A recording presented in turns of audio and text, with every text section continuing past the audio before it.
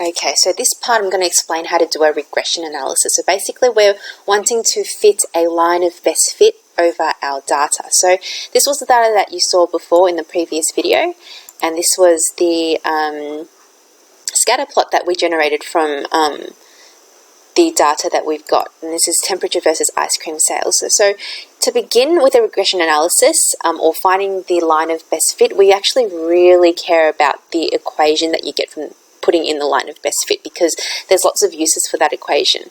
So the first thing I'm going to do now, there's two ways to bring up an equation. I'll show you the first method, which is using your menu, statistics, stat calculations, and you're doing a linear regression. So you do this in your spreadsheet after you put your data in, okay? So it's menu 413. And once again, your X will be your temperature, X, and your Y will be your Y in sales. And just make sure that your last column is going to be in an empty column. The D column is okay, so I'm going to okay that, and here we go. So this is the same method as per the Pearson's correlation coefficient and also the coefficient of determination. You'll also get your equation through this method. So how do you read the equation? Well, we all know that for any linear graph, the equation is y equals mx plus c. Okay, now your c is your b on the calculator, so get used to it. It actually shows you right here, mx plus b. We say mx plus c, so you just know that the b is equivalent to the c that we're used to. So what we do now is we just replace the values into the equation. So to rewrite that, y is equal to m, and in this case m is 30. Let's round it to 6 significant figures.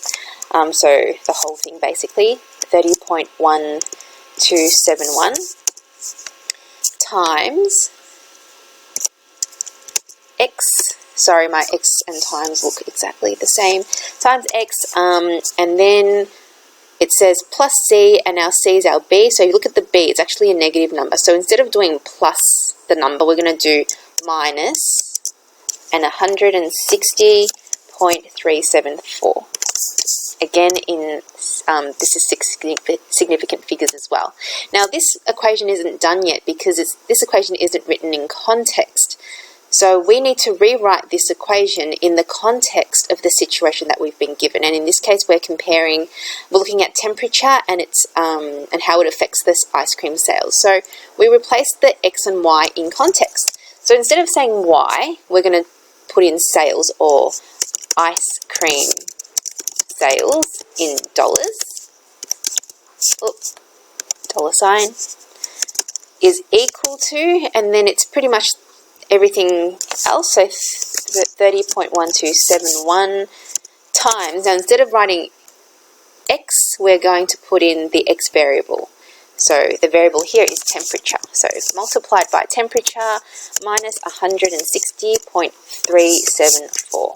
Okay, now this is the equation. Okay, in context, that should be your final answer in any SAC or exam question to be awarded with the full marks. So that's method number one. Now the other method is the purple icon method. So remember the graph that you generated, okay? The scatter plot that you generated, you can literally just put a line through it and it'll give you the equation, okay, or the line of best fit. So to do that, we go into purple icon, we put on this scatter plot, and then we go to menu, we go to analyze, regression, and we want it to show us the linear mx plus b. So just click on that and ta-da, the equation is out, and it's exactly the same as what we got up here. So y equals 30.1271 times x, blah blah blah. So it's exactly what we got here, except obviously they wouldn't have been able to input the variable. So when you transcribe this, just make sure you put y, ice cream sales, and x will be your temperature, the variables respectively. Now be very careful. You see how there's a plus and minus sign here? Now you should know from previous years that a plus and minus standing next to each other will just become a minus. So we've got that right here in our first answer. So if you're going to just copy this down, make sure you you show the examiners and you show your teachers you actually know what this means, okay? So I don't want to see two signs there, I want just the one. So if this was a positive, if the 160 was a positive number, then it would be a plus. If it was negative, it would just be a minus, okay? So that is our equation. Now, what do we do with this equation? Where it's very useful because we use it to make predictions. Now, we either make predictions within the data set, which we call interpolation, or we make predictions beyond the data set, we call that extrapolation. Okay, so whatever you're doing, you're just using the equation to make a prediction of the data here or beyond. Does that even make any sense? I don't know. Anyway, so how do we even make the prediction? So suppose you got given a question. Question number 1 might be,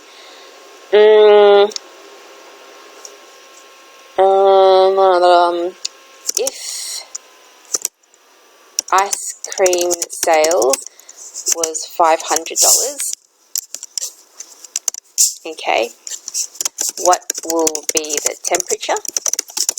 And let's reverse that question, okay.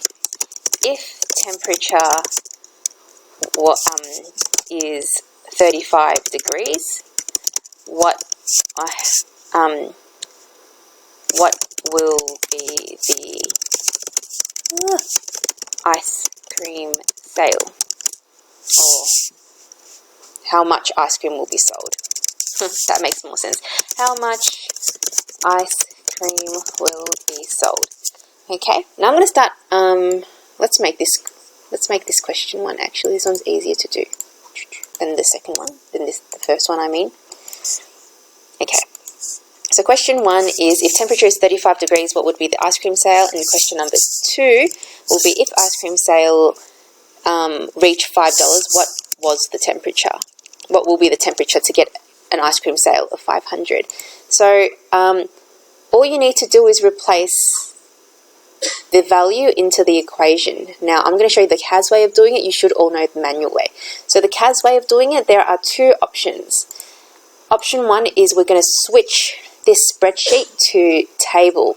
Now, to do that, you must first, it won't work if you don't have this here. So you must have the linear regression analysis done on the spreadsheet for this switch to table to work. Otherwise, it's not going to work. So once this is done, okay, which we already have, we go to menu, we go to table, and we want to switch it to table. Okay, usually is F1. Now, if you have heaps and heaps of stuff, usually there's only about 5 things here, I think. If you have heaps and heaps, it means you've got too many pages open, and it's including every bit of data that you put in. So it does get confusing over time. But for me, mine's F1, okay? Which is cool. Anyway, so how do we answer this first question? So if the temperature is 35 degrees, how much ice cream will be sold?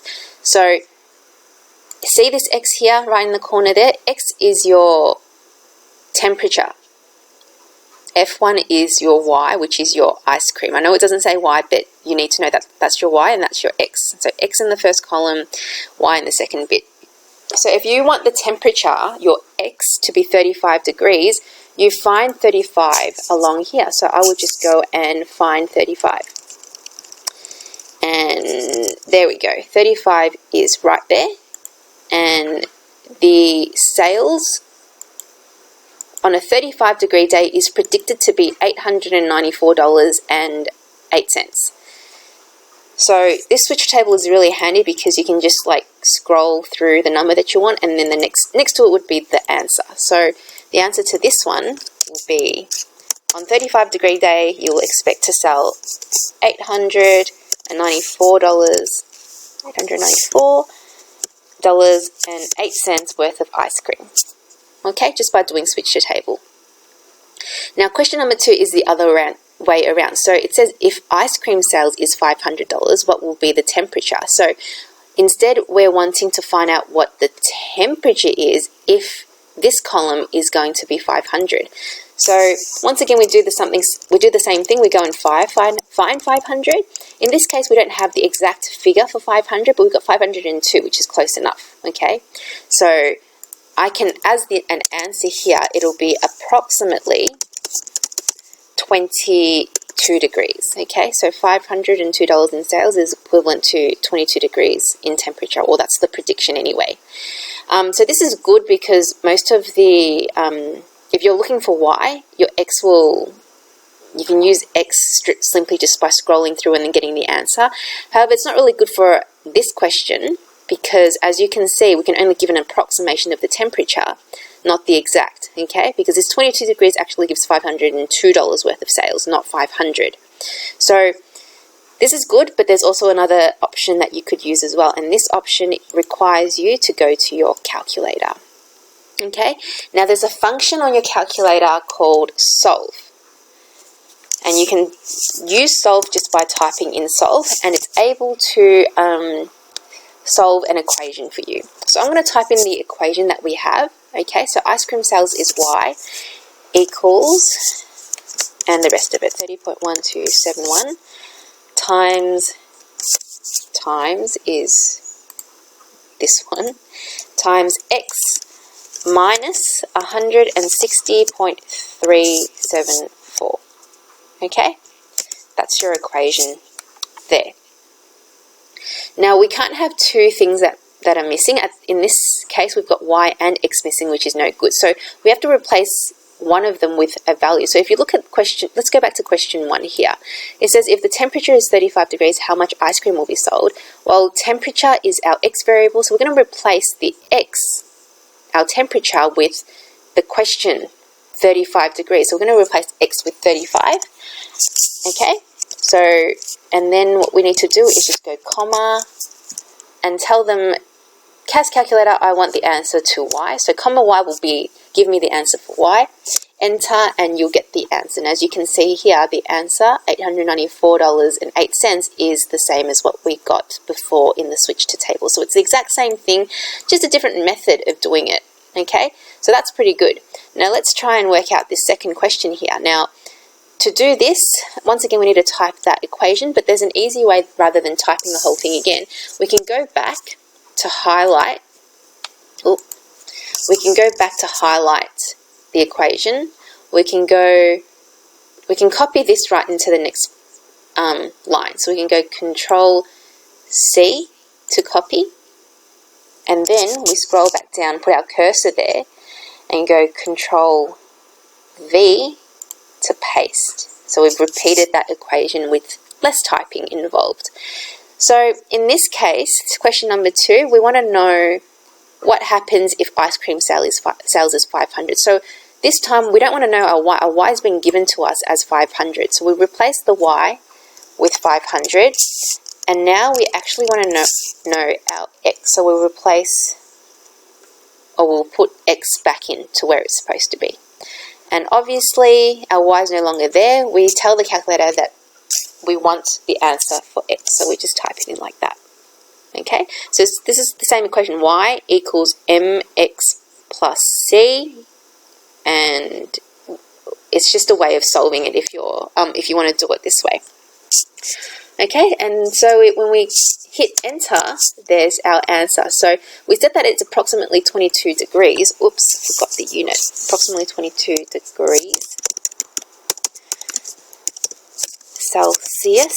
Okay, but in fact, if you use this function, you actually get the exact answer. So it's 21.92 degrees if we were to write it into 4 significant figures. So the actual answer is 21.92 degrees Celsius. So at this temperature, 21.92 degrees, you're expected to get $500 worth of ice cream sales.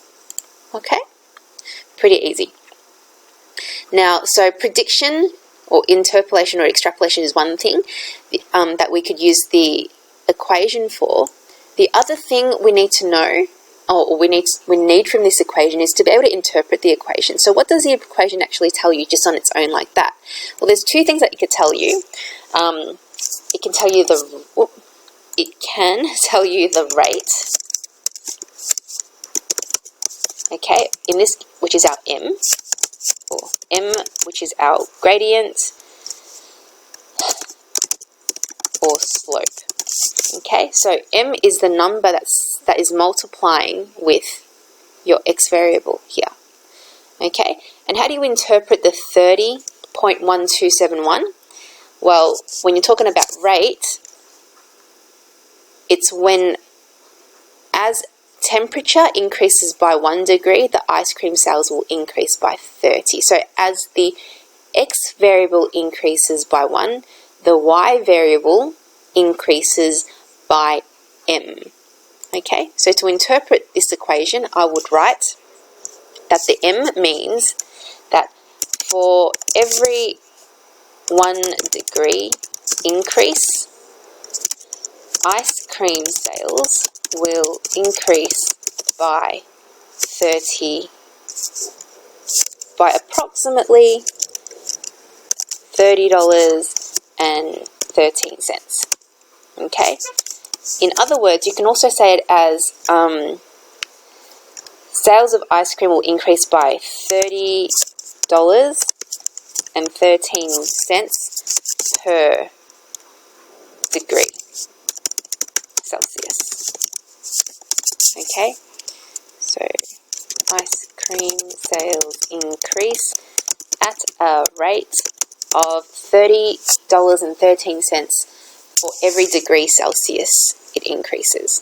Okay, so that's how you interpret the rate or the m in our y equals mx plus c. So apart from the m, there's also the c. The c is also known as your y-intercept. Okay, what is the y-intercept? Now let's go back to our chart here. The y-intercept is where this line actually touches the y-axis or when temperature is equal to 0. Okay, now to interpret it, it's really easy. You just read straight off. So, and you would say when the temperature or when the x variable is 0, the y variable or ice cream sales will be, and it will be negative 160.374. Okay, so you have to take into consideration the negative or positive sign in front of the c. So it will be minus 160.374. What does this mean? It means nothing. In this case, it means nothing, because how are you going to sell negative $160 worth of ice cream? See what I mean? It doesn't, in this case, it doesn't actually make any sense. So even though you're able to interpret it, this is not something that you would want to report, because it just doesn't make sense in the context of what's happening.